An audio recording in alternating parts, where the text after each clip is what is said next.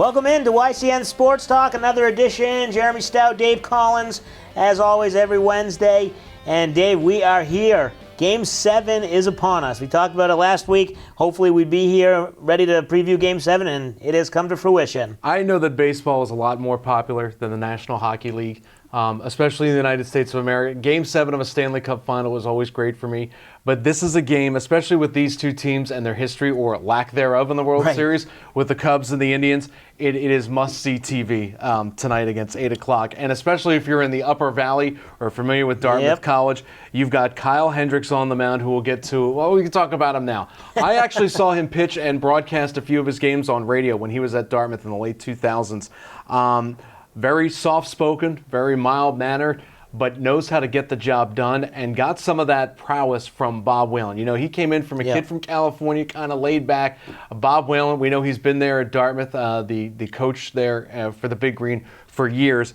This is going to be a huge game for one of these cities. It's going to be a huge game no matter what. It's going to be exciting, yeah. Hendricks 1-1 in the postseason. It's scary just a little bit, but also he's had a few no decisions.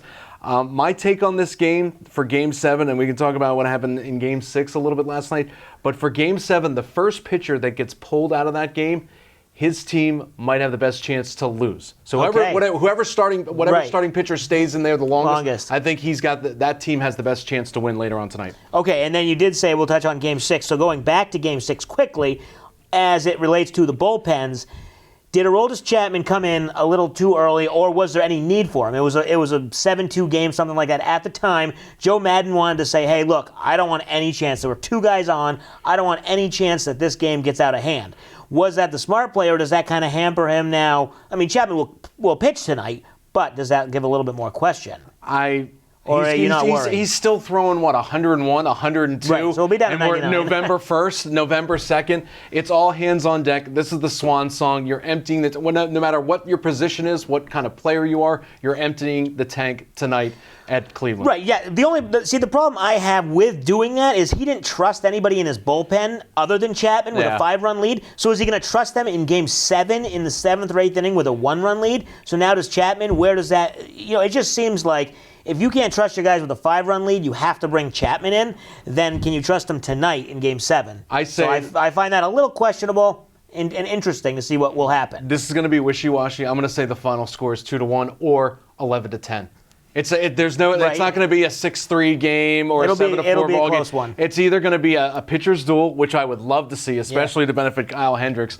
2-1, maybe 3-1, or 11-10 for the final score. But either way, you got to watch tonight. Right, and going back to the Indians side, you got Corey Kluber, who, great pitcher all season long, but this is his second game on short rest. You talk about, short rest, and he did it back in Game 4, and I think he'll be, if he wins tonight, he'll be the first pitcher since, I think it's Bob Gibson, to win Games 1, 4, and 7. Even Madison Bumgarner hasn't done that. He's pitched in those games, but not won them. So does it hurt him being the second time on 3 days rest? No. I think everybody knows what's at stake. Get an extra 30-minute nap in. This is the last game of the season for both these teams. Out there, but he's going to win the World Series. It's November 2nd, and it's the last game. It's the last time you're going to have to pitch competitively until February or March when you're back down in Florida or Arizona for spring training. Okay, so this year, World Series Game 7. Who are you taking tonight? I'm still going to go with the Indians. I'm still rooting for Terry Francona. I want Kyle Hendricks to pitch well for the Cubs. I want him to get a no decision, though, if the Cubs lose. Okay, I'm taking the Indians as well. Had them all year. I really think that they have the team that will be able to do some damage on the base paths, and if Kluber can pitch as he's supposed to, they should have no problem. And I think if Terry Francona can win tonight with the Indians, it solidifies his spot in the Baseball Hall of Fame. Yeah, I don't disagree with that. I think he gets in regardless, but definitely now.